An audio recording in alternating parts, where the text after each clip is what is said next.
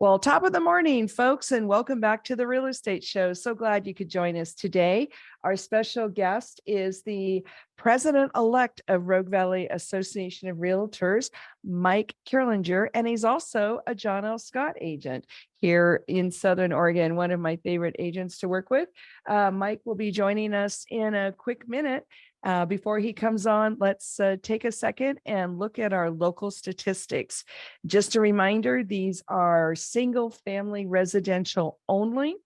Other kinds of real estate have other kinds of statistics. So we're all over the board this week. We're doing year over year, and we're watching the trends go up and down and try to stabilize. But let's start with Klamath County. Prices in Klamath County year over year this week are down 19% to an average $274,339. The number of solds year over year this week in Klamath County are down 38%, but the number of listings year over year this week in Klamath County are up 11%. So congratulations, Klamath County. You've got some people putting their houses on the market, badly needed. Yay for you. Let's look at Josephine County next. The prices year over year this week in Josephine County are down 3% to an average $530,814. Wow, that's really something. But Josephine County prices are still down 3%. Josephine County number of solds year over year this week are up a whopping 75%. And the number of listings in Josephine County year over year are down 17%. So you see what I mean? It's all over the board, folks, but this is the year over year check to watch things stabilize. Jackson County is last on our list this week. Prices are up year over year this week in Jackson County, a whopping 18% to an average $639,721. Congratulations to Jackson County on that year over year number this week. The number of sold in Jackson County year over year this week is down 30%. And the number of listings year over year this week in Jackson County are down 24%. So fits and starts, folks, fits and starts. We're trying to get the prices back up a little bit. We're trying to get the inventory back up, and we're trying to get our escrows closed. So again, it's still a seller's market, especially in the lower price ranges. We still have more buyers than sellers. So if you're thinking about putting your house on the market, might want to call your agent and get it to happen sooner than later. In the meantime, we're going to have Mike Kerlinger of John L. Scott, the president-elect of Rogue Valley Association of Realtors. We'll be right back. Well, hey, Southern Oregon, welcome back to the Real Estate Show. Boy, we're glad you could join us today. We have such a treat. We have Mike Kerlinger in the house. He's actually a John L. Scott agent, one of my favorite agents to work with, but he is the president-elect RVAR, Rogue Valley Association of Realtors, incoming president. So we're super happy to have you, Mike. Thanks for joining us. Yeah, good morning. So we have so much to talk about, but let's give the audience a quick feel for who you are and what you do in RVAR. And then you also mentioned you were on kind of an important committee for real estate here locally. Yeah, so I got roped into working with the Rogue Valley Association Realtors board pretty early on. And I say roped in a good way. It's been a really good experience.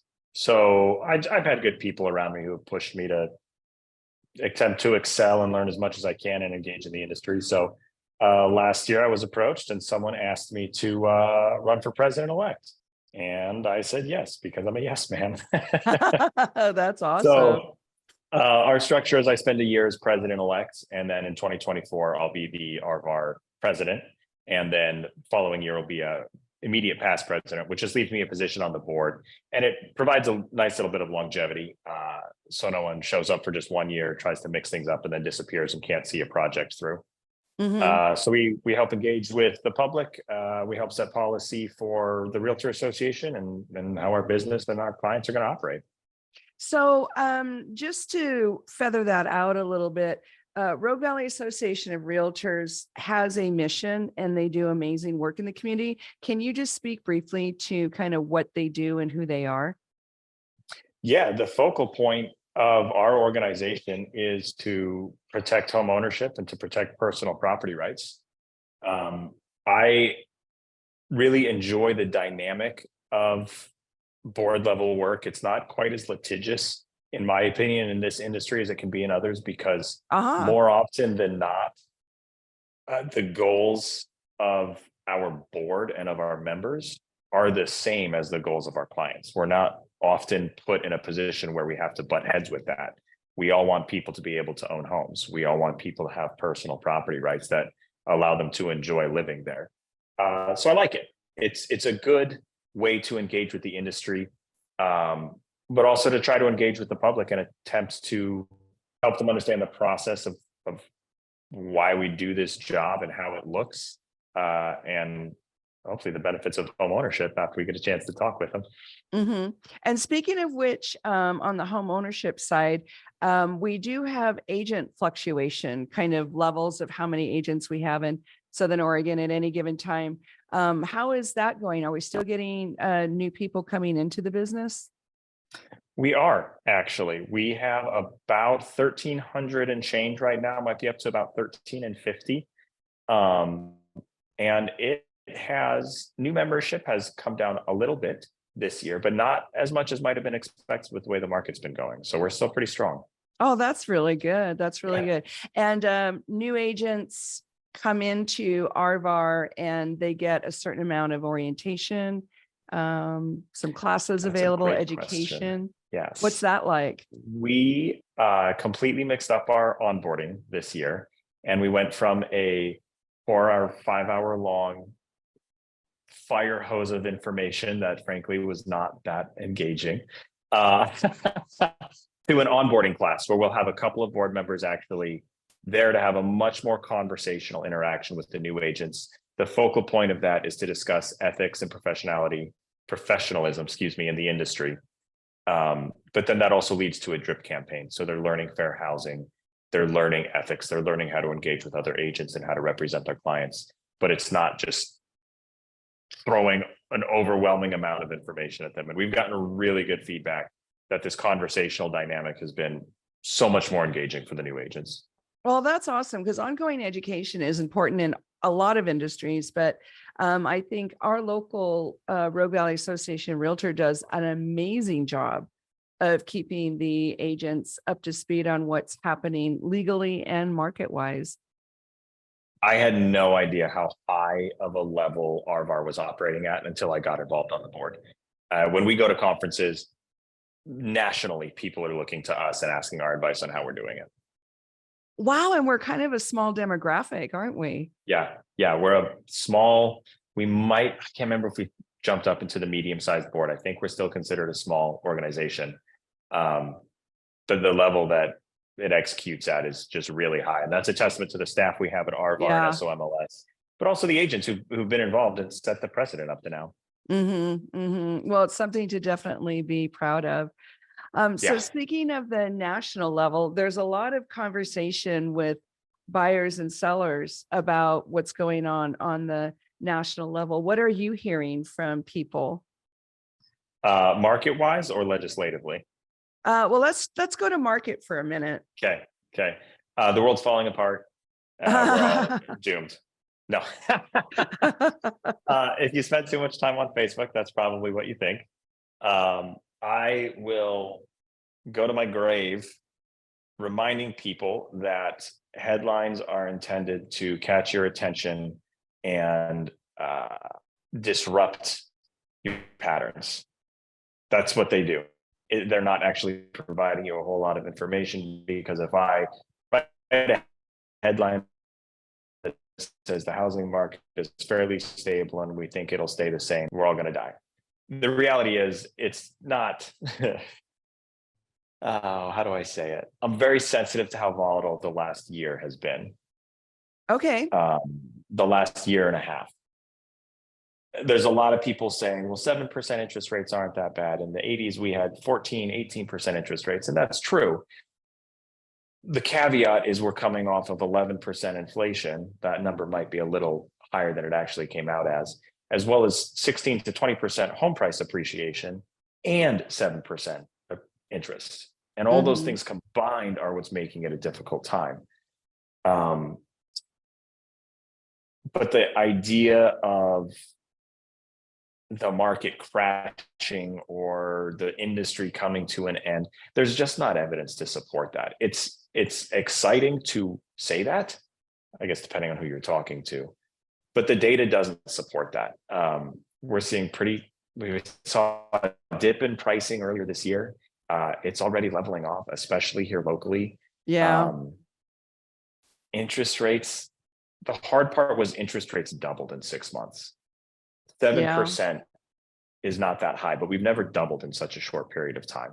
And like I Mhm. said, I'm very sensitive to the impact that has on buyers. I mean, only bought my house less than 10 years ago. So I remember watching the rates, wondering what's going to happen. But they're not going to get up into the 9 or 10% range. Lenders just simply aren't going to do that. And home prices are not going to plummet because there's not enough homes.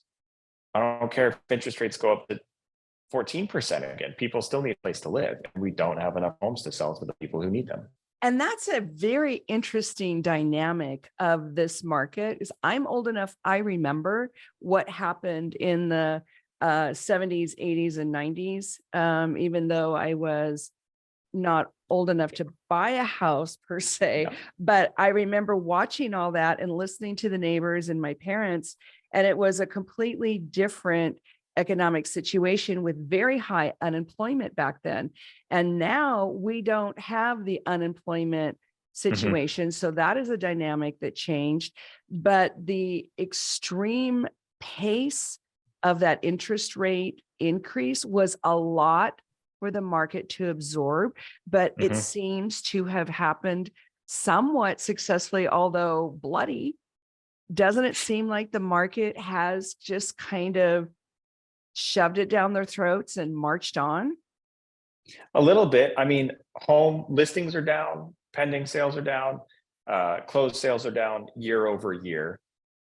But yeah, I mean, people still need a place to live. And you just said something that triggered a thought for me. There's certain elements at play. I'm sensitive to the fact that wages have not kept up with the cost of living. I'm sensitive to the fact that taxes have gone up in a lot of areas. I'm sensitive to the fact that people are working multiple jobs. Part of the reason unemployment is low is people have taken on a second job, which is what our last jobs report showed. I think it's important to recognize that, but I also understand I can't fix that. I'm not paying someone else's wages. I'm an independent contractor. I'm not a legislator who's voting on tax breaks or minimum wage increases or any of those things. I'm in real estate. I can help you strategically get a home that's going to work for you in a manner that's going to be most successful. So while I empathize with those situations, I mean, my cost of living has gone up too. I'm focusing on what I can do to help people, not on the potential hurdles. I'll refrain from going too far down that rabbit trail. Cost of education and cost of living has skyrocketed over the last 40 years relative to wages. And that's a problem. Yeah. And that's a big difference between the last time the interest rates jacked up and this time. Yeah, that's a good point. Yeah.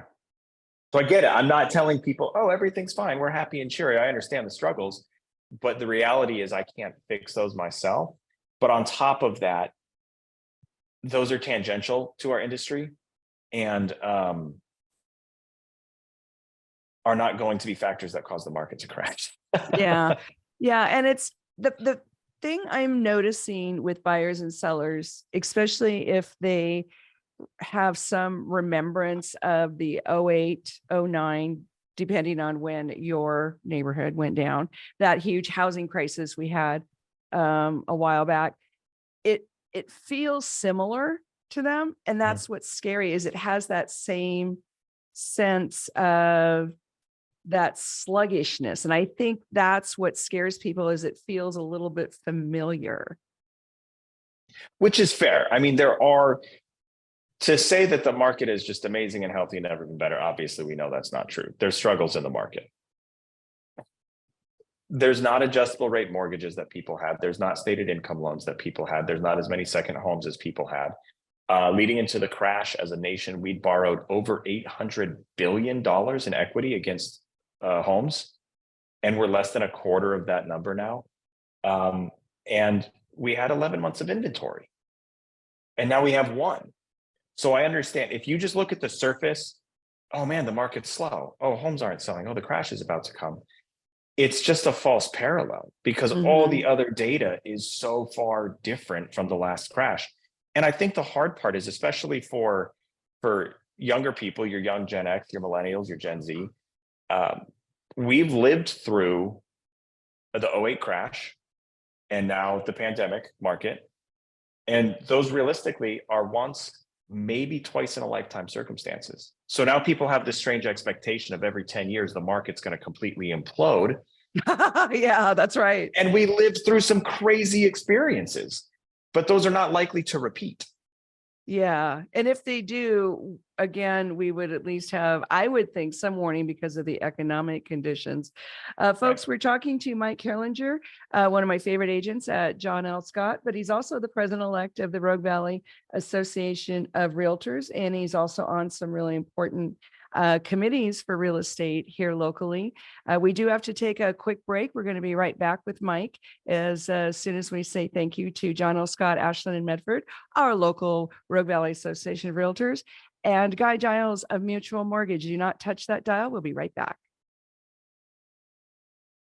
Well, welcome back to the Real Estate Show, folks. I'm Alice Lima. I'm a broker with John L. Scott Real Estate here in beautiful Southern Oregon. And today it is my great joy to be interviewing Mike Killinger of John L. Scott Real Estate, but he's also our president-elect of the Rogue Valley Association of Realtors. Thanks for joining us, Mike. Yeah, of course. So before the break, we were talking a lot about the similarities and the differences between this sluggish market, I don't know what to call it, this weird market, and kind of what happened during the crash. And you were just elaborating on some of the economic fundamentals that are different, like unemployment and a couple of other things. Just wanted to expand on that and then start talking about, you know, if we have all this going on, why do we have a housing shortage? Yeah.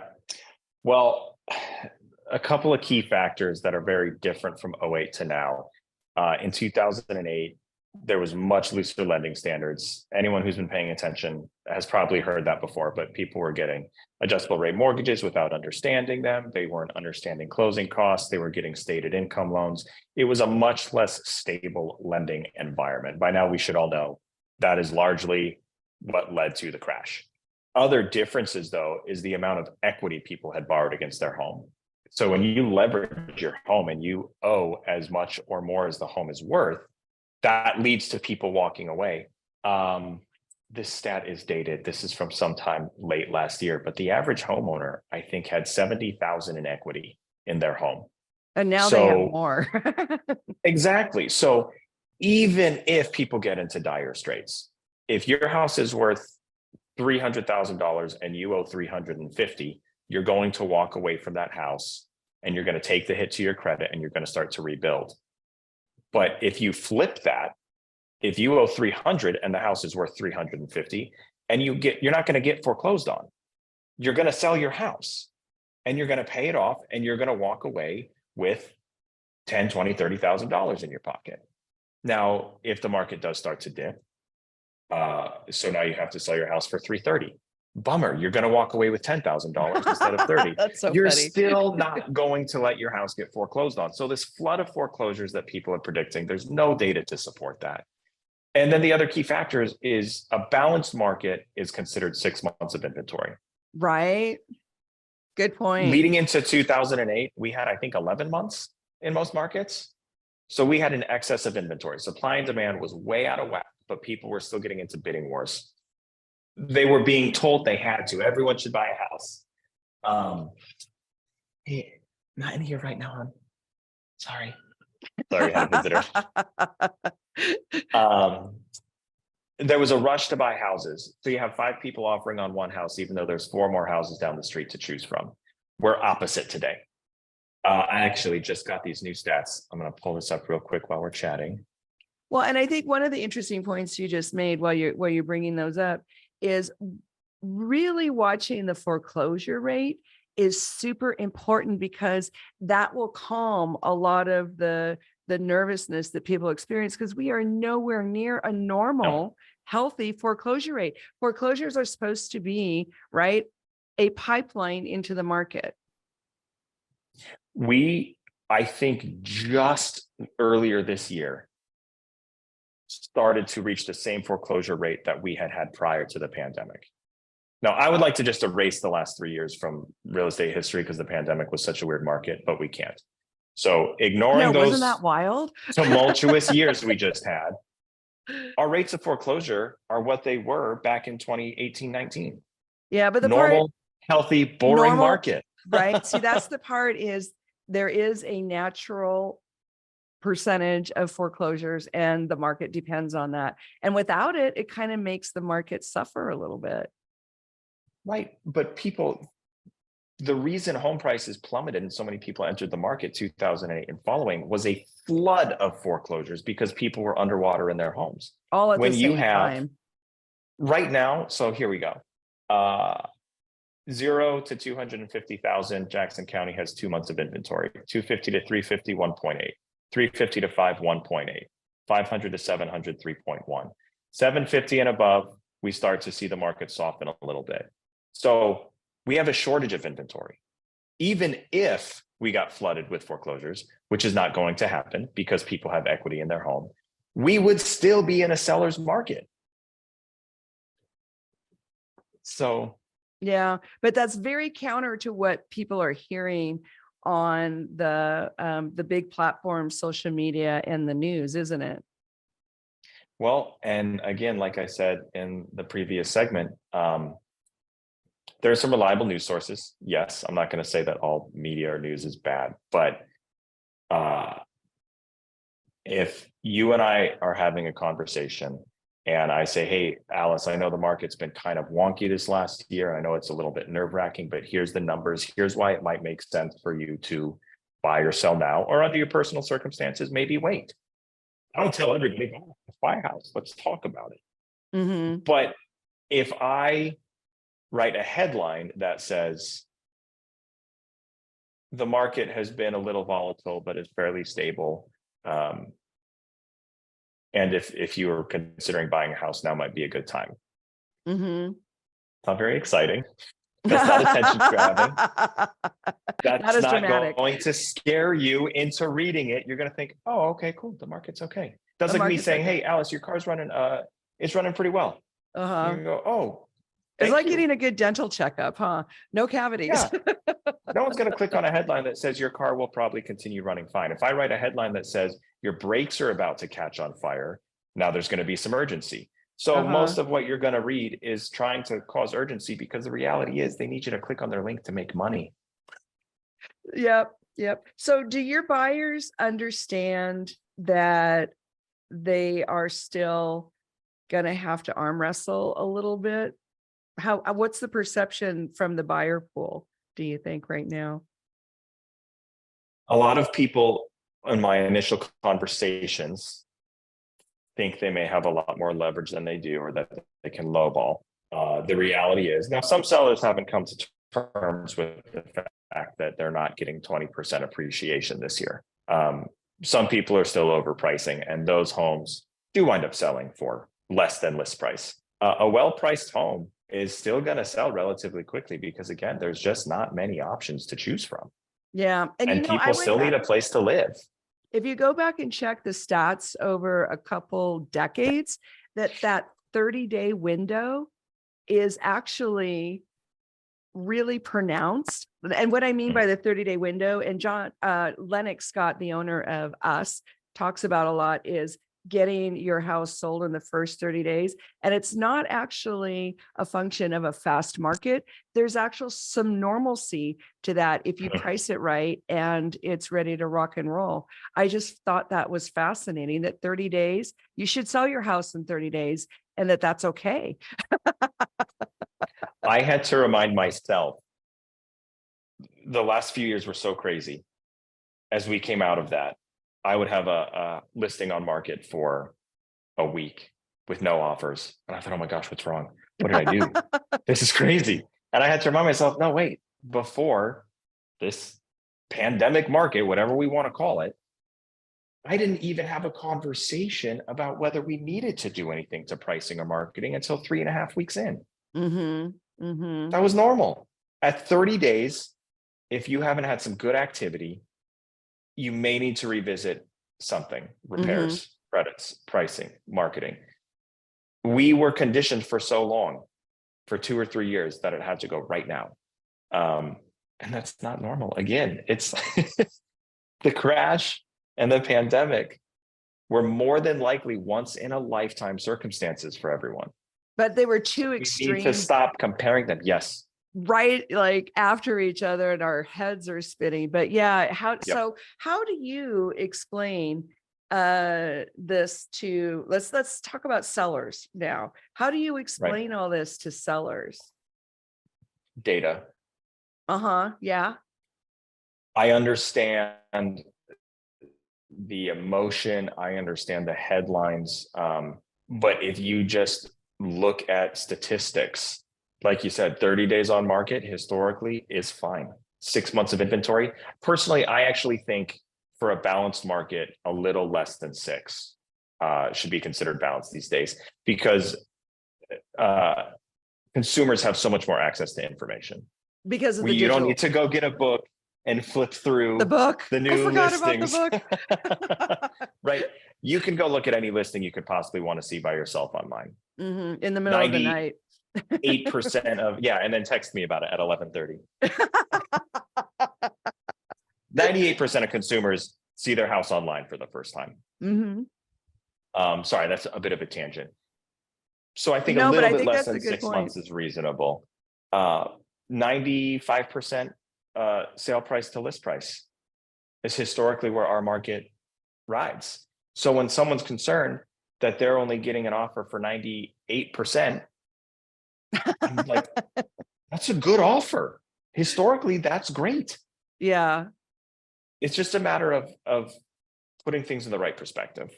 Yeah.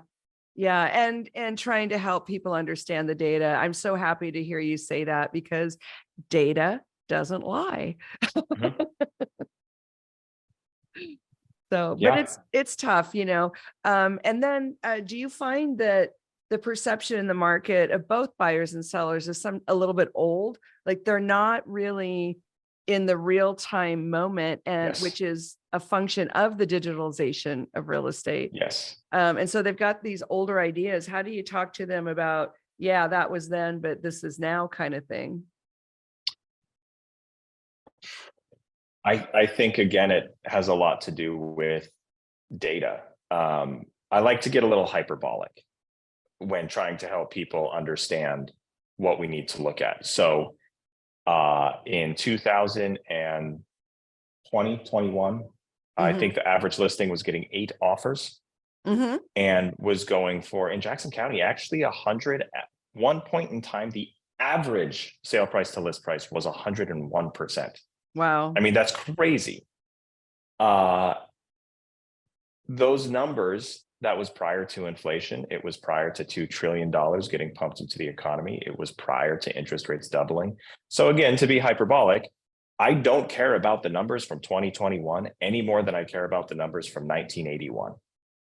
It's dated information. I love that. It's not relevant in today's market.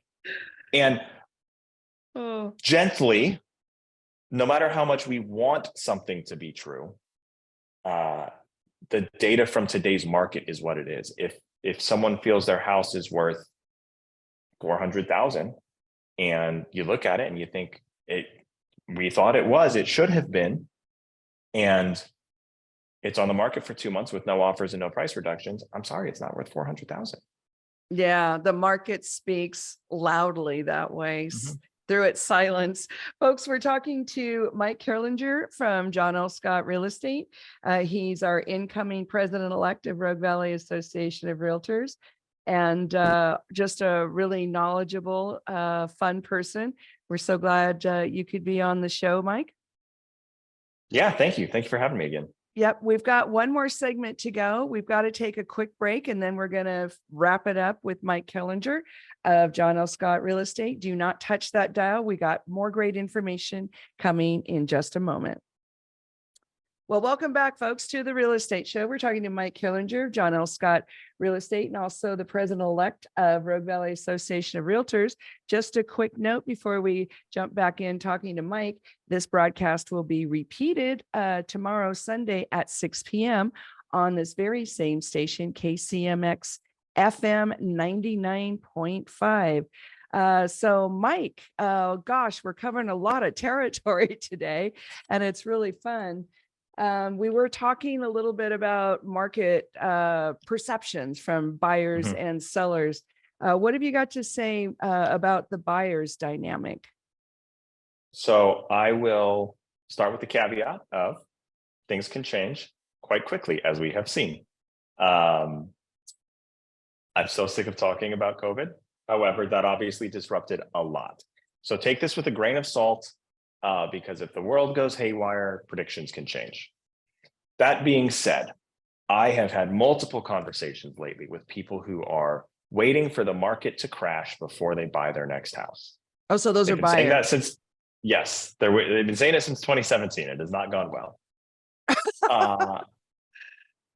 I'm not going to do all the number dump on you. You can contact me if you like, contact Alice. I can give you the background on this.